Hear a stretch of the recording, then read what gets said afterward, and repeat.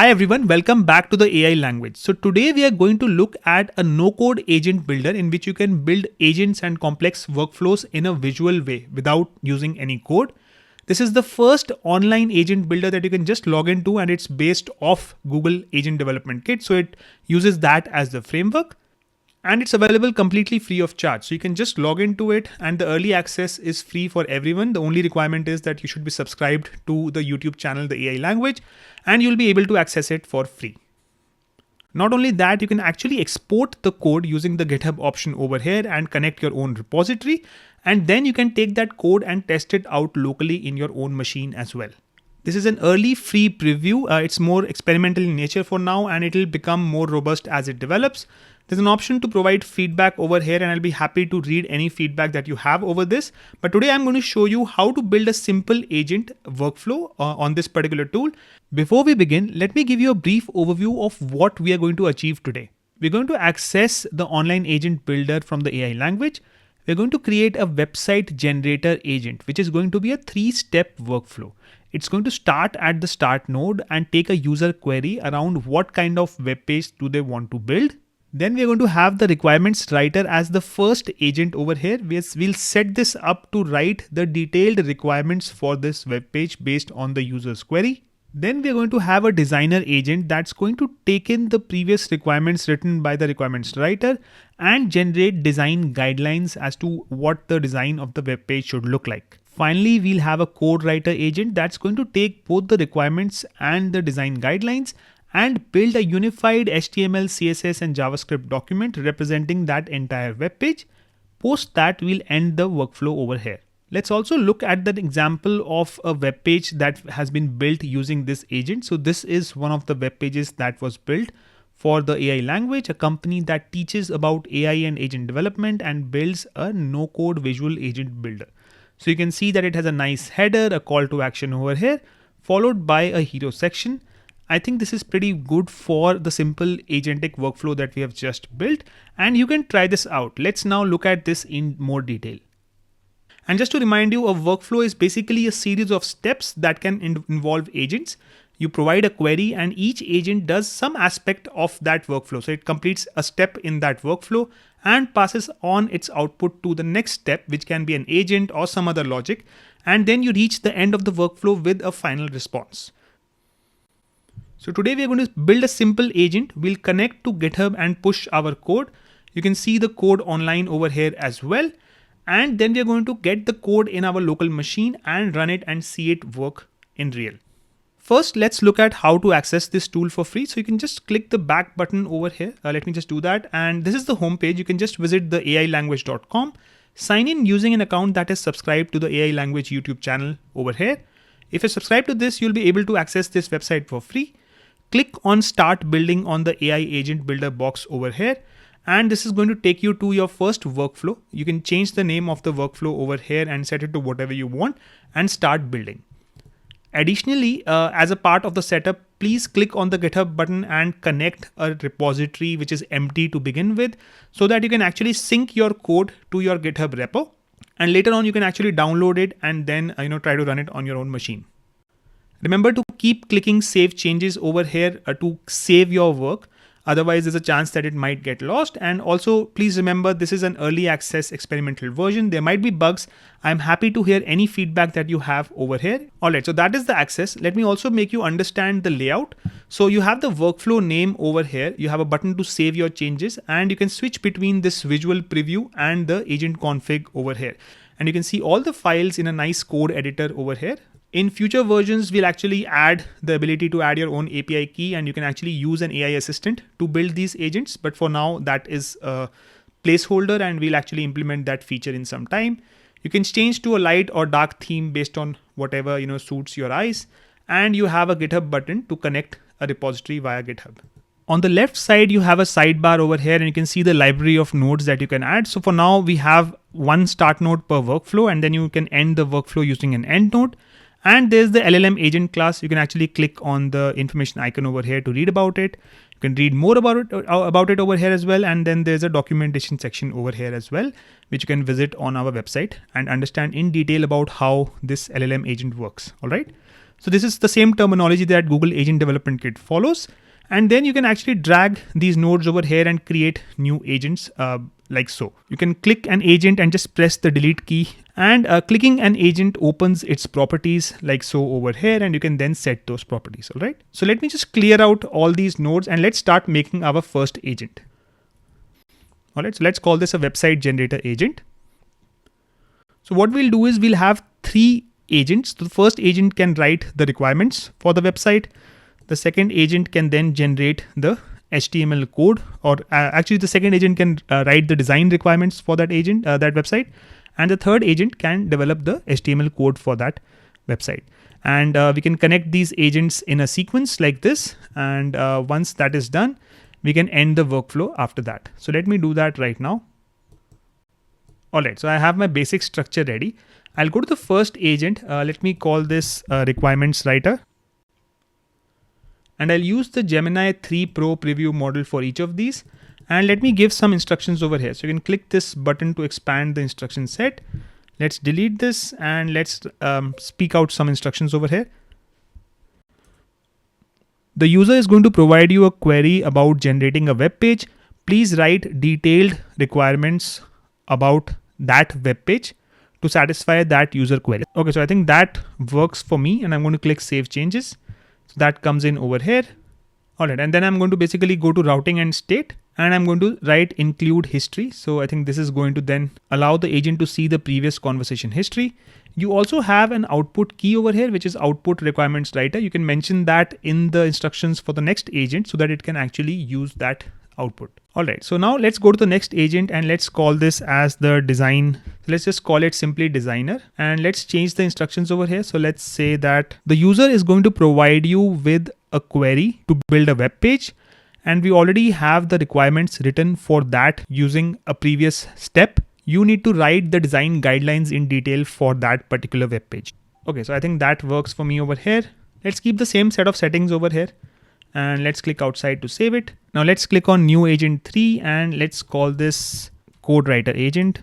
Let's go to the system instructions over here and mention that you are an expert code writer and you need to generate unified HTML, CSS and JavaScript code as a single output to generate a web page according to the requirements and the design guidelines that have been written in the previous steps. Okay, so let's click on save changes over here and we have this over here.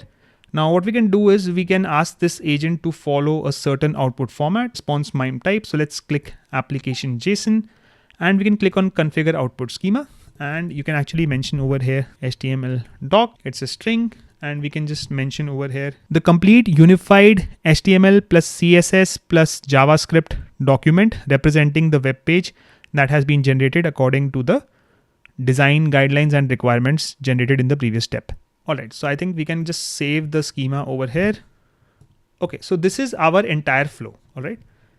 Now let's go to the config over here and see whether we have these new agents generated. So we can see over here that we have the root agent, and this has the requirements writer, designer, and the code writer agent that are going to work. You have the code writer over here, you have the designer over here, and you have the requirements writer over here. We have an additional node over here, and I think this is probably an erroneous node that has not been deleted from over here.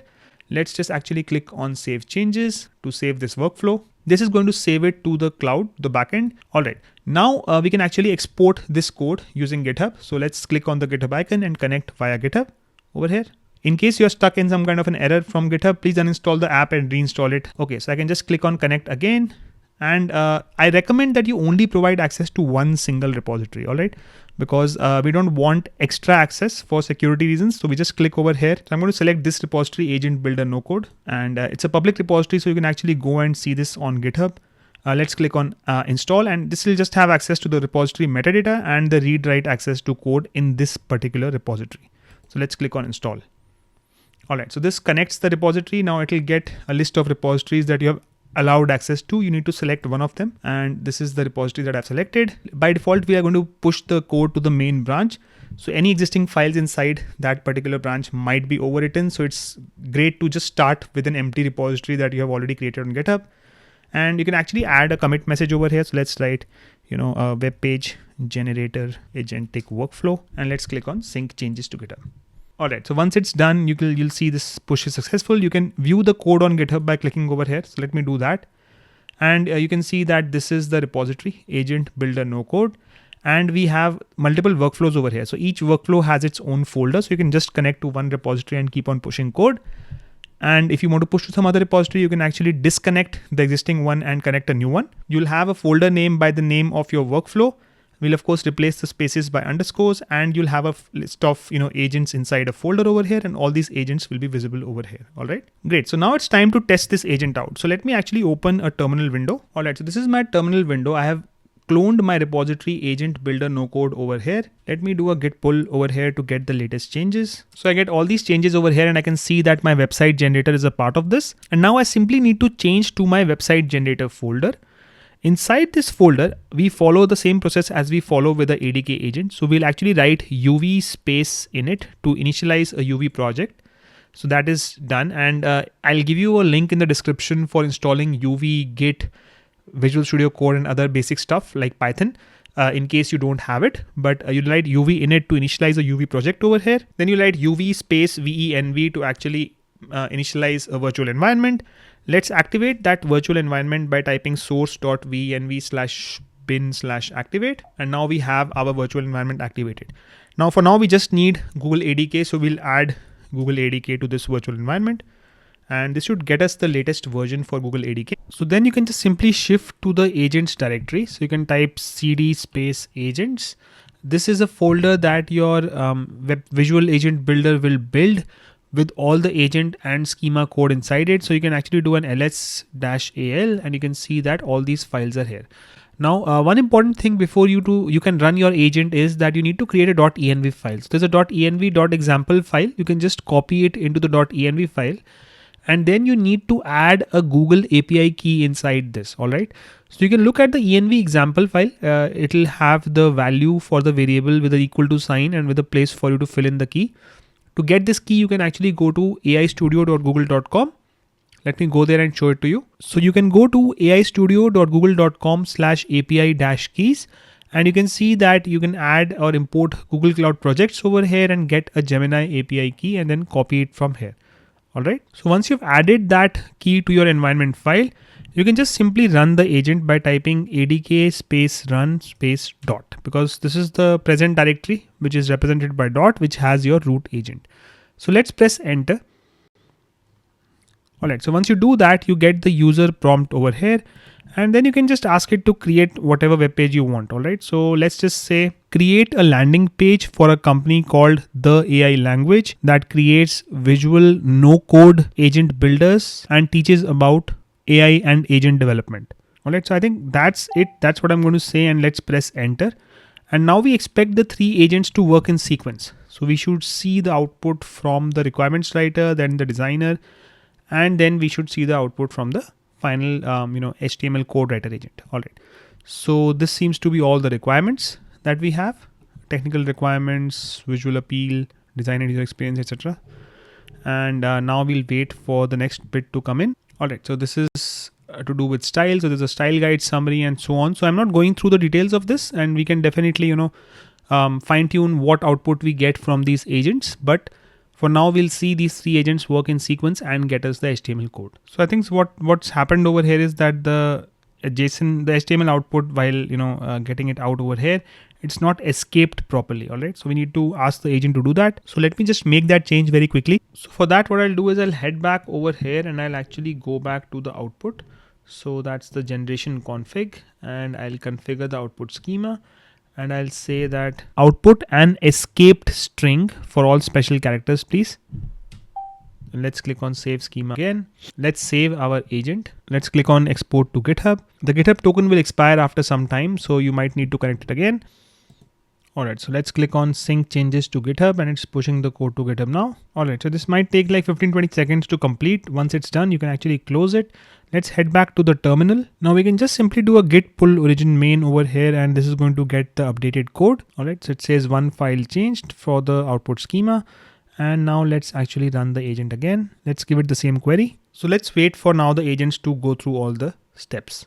Alright guys, so after some updates to the schema, we get a final output over here. So it's actually now escaped properly so that it does not create an error during validation, and it's a string with the entire HTML document. So we can actually just copy this HTML doc from here. Let's copy this and then let's go to Visual Studio Code. Okay, so I am in VS Code right now. This is a previous output that I had generated. So let me also create another file now, output 2.html. Let's just paste this escaped string over here.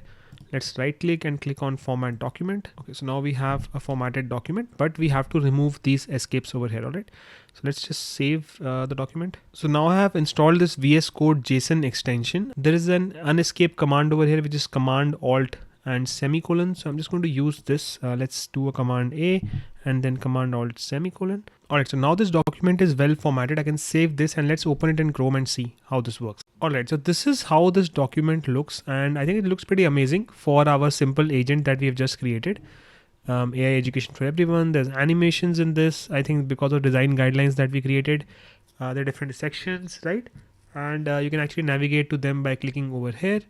There's a call to action, which is get started for free, the testimonials and so on.